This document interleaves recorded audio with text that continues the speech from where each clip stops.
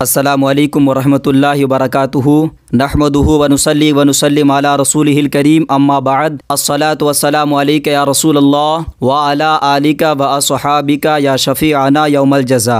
रूहानी उस्ताद चैनल के नाज़रीन, सवाल व जवाब एपिसोड में आपका बहुत बहुत खुशामदीद कहते हैं। मैं उमर फ़ारूक अज़हरी और आज हमारे स्टूडियो में हज़रत अल्लामा मौलाना कारी नूरुल इस्लाम क़ादरी साहब तशरीफ़ लाए हैं, जो कि रूहानी उस्ताद से कुछ सवालात करेंगे और इंशाअल्लाह मैं भरपूर कोशिश करूँगा जवाब देने की, जो कि कमेंट में आप पूछते रहते हैं। अगर आपका भी कोई सवाल है जिसका जवाब तलब करना चाहते हैं तो अभी कमेंट बॉक्स में जाइए और टाइप करें। इंशाअल्लाह ताला जैसे ही मौका आएगा फिर आपके सवाल को भी पिक किया जाएगा। दोस्तों, ये एपिसोड हमारा हर हफ्ते में होता है जुमे के दिन रात के 10 बजे। डेली वीडियो देखने के लिए हमारा आसान वजीफ़ा चैनल को एक बार ज़रूर विजिट करें। तो चलिए शुरू करते हैं। हजरत, अभी हमारे सामने हजरत अल्लामा मौलाना कारी नूरुल इस्लाम साहब कुछ सवालात करेंगे और उसका जवाब मैं दूंगा। हजरत की बारगाह में सलाम अर्ज़ है। अस्सलामु अलैकुम वरहमतुल्लाहि वबरकातुहू। हजरत, सवाल करिए, क्या सवाल करना चाहते हैं? वालेकुम अस्सलाम वरहमतुल्लाहि ताला वबरकातुहू। हजरत, हमारे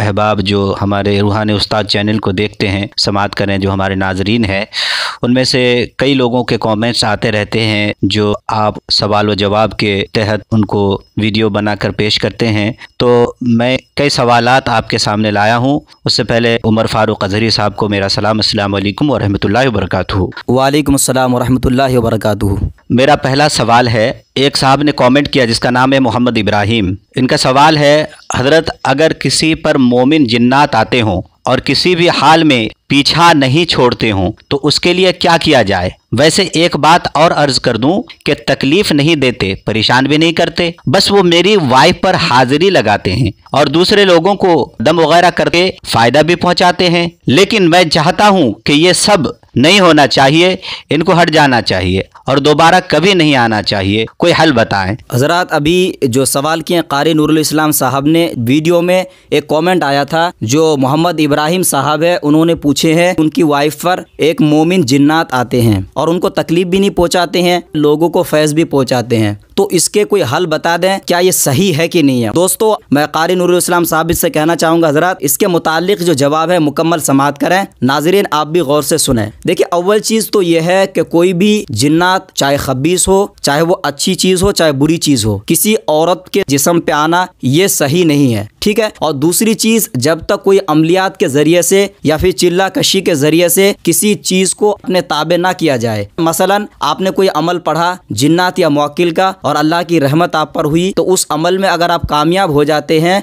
तो उससे होगा ये कि जो भी जिन्नात या मुवक्किल आपके ताबे में आएगा वो आपके मुकम्मल तरीके से आपकी रहनुमाई करेगा। आप जिस काम में भी उसकी मदद लेना चाहेंगे। अदरवाइज आपके ऊपर अपने आप आ गया कोई जिन्नात या कोई खबीस या परी, या अपने आप को वो कहता है कि मैं अच्छी चीज़ हूँ, मैं फ़ायदा पहुँचाना चाहता हूँ। इस तरीके से मैंने अपने मुशाहिदे में अल्हम्दुलिल्लाह आपकी दुआओं से बहुत सारे मरीज़ हमारे पास आते रहते हैं और मैं देखता भी हूँ। मैंने जो अपना तजुर्बा किया अपनी ज़िंदगी में, ऐसे जो केस होते हैं कुछ सालों तक रहता है। जैसे बता रहे हैं इब्राहिम साहब के मेरे बीवी पर हावी है, तो ये 2-4 साल या कभी इससे ज़्यादा भी या फिर कम में भी इसकी मियाद रहती है, फिर ये अपने आप छोड़कर चला जाता है या इस तरीके से दिक्कतें आती है। जब तक आप किसी अमल के ज़रिए से किसी चीज़ को तस्खीर ना कर लें तब तक वो कामयाब नहीं है। और रही बात कि मोमिन जिन्नात है या काफिर है, ये तो देखिए कहना मुश्किल है। बाज़ औक़ात कुछ जिन्नात को भी देखे हैं जो कि गलत होते हैं। पहले कहते हैं कि मैं तुम्हारा फ़ायदा कराऊंगा, तुम्हें कोई भी परेशानी में मदद करूंगा, जब 1-2 साल चले जाते हैं फिर वही एक मुसीबत की वजह बन जाती है। तो मेरा तो यही अपना ओपिनियन है कि ऐसी चीज़ों को अपने सर पे नहीं रखना चाहिए। अगर ऐसे कोई ख्वाहिशमंद है तो अमलियात के ज़रिए से आप फ़ायदा उठा सकते हैं। बेशुमार ऐसे वज़ाइफ है। आप अगर लोगों को दम करते हैं तो ये ज़रूरी नहीं है कि आपके पास जो जिन्नात है वही फ़ायदा पहुँचाता हो, बल्कि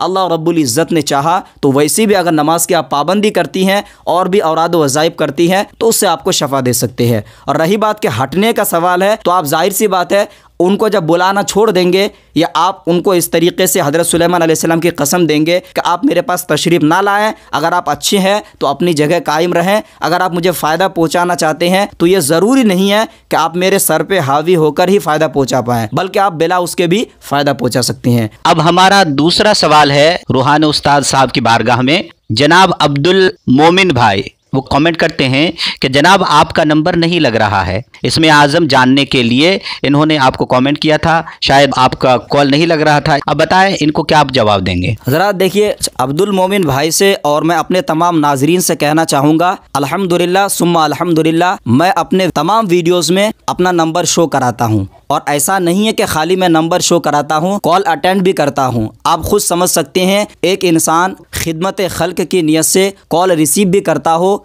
और उसमें इसमें आज़म है और भी दुनियावी मसरूफियात है। ऐसा नहीं है कि मैं खाली मोबाइल हाथ में लिए थामे रहता हूँ, बल्कि और भी काम रहते हैं। आपकी खिदमत में मैं वीडियो भी अपलोड करता हूँ, खुद शूट करता हूँ, वीडियो एडिटिंग करता हूँ, फिर अपलोड करना, ये सारी जिम्मेदारी मेरे सर पे है। तो कहना चाहूँगा अब्दुल मोमिन भाई से, अगर कभी ऐसा हो, और आपसे भी कहना चाहूँगा, हमारे चैनल में अल्हम्दुलिल्लाह और अदर चैनल को देखेंगे तो ना ही नंबर शो कराया जाता है ना ऑन रहता है। मेरा सुबह 9 बजे से लेकर दोपहर के 12 बजे तक, जैसा अनाउंसमेंट किया था कि मैं इसमें आज़म फ्री में निकाल देता हूँ, फ्री ऑफ कॉस्ट। बल्कि यही नहीं, अगर आप अपने मुताल्लिक कुछ जानना चाहते हैं कि आपके ऊपर किसी ने जादू टोना टोटका कराया है या काम कारोबार में बंदिश क्यों है, ये सारी वजूहात जानने के लिए, या शादी में रुकावट क्यों है, ये सारी जानने के लिए मैं सुबह 9 बजे से लेकर दोपहर के 12 बजे तक कॉल रिसीव करता हूं। और आप भी कॉल कर सकते हैं। अगर एक बार में ना लगे कॉल तो आप ये समझें कि हो सकता है अभी बिजी चल रहे हैं या फिर कभी नेटवर्क प्रॉब्लम भी हो सकता है। तो इसीलिए आपको ज़रूरी है कि दूसरी मरतबा कॉल करें या फिर तीसरी मरतबा भी ट्राई करें। और अल्हम्दुलिल्लाह मैं पूरी कोशिश करता हूं कि अगर किसी का कॉल मिस हो जाता है तो मैं अपनी तरफ से फिर से कॉल बैक करता हूं। तो दोस्तों, मैं आपसे इतना कहना चाहूँगा कि एक आदमी अगर फ्री ऑफ कॉस्ट आपकी खिदमत कर रहा है तो उसकी हौसला अफजाई करें, ना कि उसका हौसला तोड़ें। अब हज़रत अगला सवाल करेंगे। रूहानी उस्ताद साहब की बारगाह में हमारा अगला कमेंट है जो सवाल के रूप में आप तक पेश कर रहा हूं। हज़रत जिन्होंने कमेंट किया है, अपना नाम एमडी लिखा है, मोहम्मद, अब पता नहीं क्या नाम है उनका, तो जो भी हो उनके कमेंट का माहसल है मैं आपके सामने पेश कर रहा हूं। इन्होंने लिखा है, अस्सलामु अलैकुम वरहमतुल्लाह। मेरा एक सवाल है, मैंने किताबों में पढ़ा है कोई भी किताब के मुताबिक इलाज करना है तो कोई साहिब अमल की इजाज़त लेना ज़रूरी है, जबकि किताब लिखा है कि इस तरह से लिखकर तावीज़ बना दे, मरीज ठीक हो जाएगा। खुलासा करें, इसके मुताबिक आप क्या कहना चाहेंगे। मैं एमडी साहब को पहले सलाम का जवाब देता हूँ। वालेकुम अस्सलाम वरहमतुल्लाहि वबरकातुहू। मैं आपके सवाल को खूब समझ लिया हूँ। आपका कहना यह है कि अक्सर अमलियात की किताब में ये दर्ज होता है कि बग़ैर इजाज़त के आप इस अमल को नहीं कर सकते हैं। ठीक। दूसरा उनका सवाल ये भी है एक एतराज़ के रूप में कि अगर इस तरीके से इजाज़त शर्त हो गया तो फिर ये नक्श क्यों बनाकर देते हैं और उस नक्श को लिखने का तरकीब फिर क्यों देते हैं। जाहिर सी बात है, फिर जिन्होंने किताब को दर्ज की हो, जिन्होंने किताब को ईजाद की हो या लिखी हो या मुसन्निफ़ है तरतीब दिया हो, तो फिर उन्हीं से इजाज़त मिलना तो मुश्किल हो जाता है। तो खैर, हम ऐसे में क्या करें, इसकी वजाहत फरमाएं। तो मेरे प्यारे नाज़रीन, आपसे भी मैं कहना चाहूँगा और बिलखुसूस जिन्होंने कमेंट किए हैं उनको भी मैं कहना चाहूँगा, रूहानियत एक ऐसी चीज़ है, लोगों ने जिस तरीके से आसान बना रखी है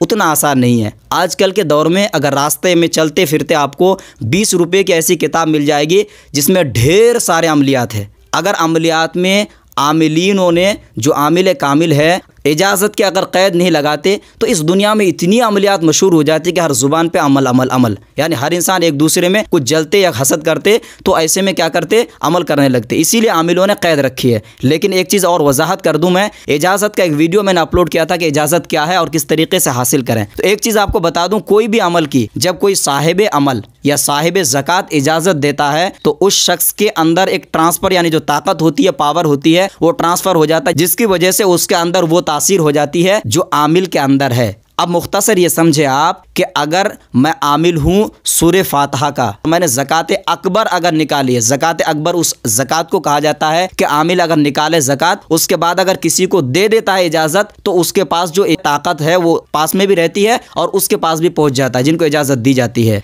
अब अगर कोई ज़कात अकबर नहीं निकाला हो, ऐसे इजाज़त दे देता है तो उसकी ज़कात ख़त्म हो जाती है। खुलासा यह है कि इस तरीके से कोई इजाज़त नहीं देता है। अब आमिलीन ने इसीलिए इस चीज़ को कैद लगा दी है ताकि ये अमलियात जो है, एक पोशीदा इल्म है, ये इसको अवामुन नास तक ना पहुँचाया जाए। और दूसरा मेरा जो पर्सनल अपना जवाब है, इजाज़त को हम लोग इंग्लिश में परमिशन बोलते हैं। अब जाहिर सी बात है, कोई इंसान अगर सूरह फातिहा पढ़ना चाहेगा तो इसमें इजाज़त ज़रूरी नहीं है। अगर आप जो है सूरह बकरा पढ़ना चाहेगा उसकी इजाज़त ज़रूरी नहीं, कोई वजीफ़ा है, पढ़ना चाहेगा तो इजाज़त ज़रूर नहीं है। इजाज़त जो होता है कुछ ख़ास अमलियात में होते हैं, और ख़ास अमलियात में इसीलिए ली जाती है ताकि उस्ताद मुकम्मल तरीके से आपकी रहनुमाई करे। अगर इजाज़त पर बात की जाए तो तकरीबन मैं जहाँ तक समझता हूँ वक्त की दरकार है, तो इस सवाल जवाब के वीडियो में मेरे लिए पॉसिबल नहीं है। मैं इंशाअल्लाह ताला सेपरेट एक वीडियो अपलोड करूँगा इसी टॉपिक पर फिर से कि इजाज़त क्या है और किस तरीके से दी जाती है, किन की इजाज़त मान्यता है। तो खैर मैं एमडी साहब से मैं कहना चाहूँगा कि अगर आप किताबों के ज़रिए से कोई चीज़ पढ़ते हैं, उन चीज़ों को तो बासानी आप अमल में ला सकते हैं जिनमें ज़रूरी नहीं है, जैसे हमज़ाद मुवक्किल जिन्नात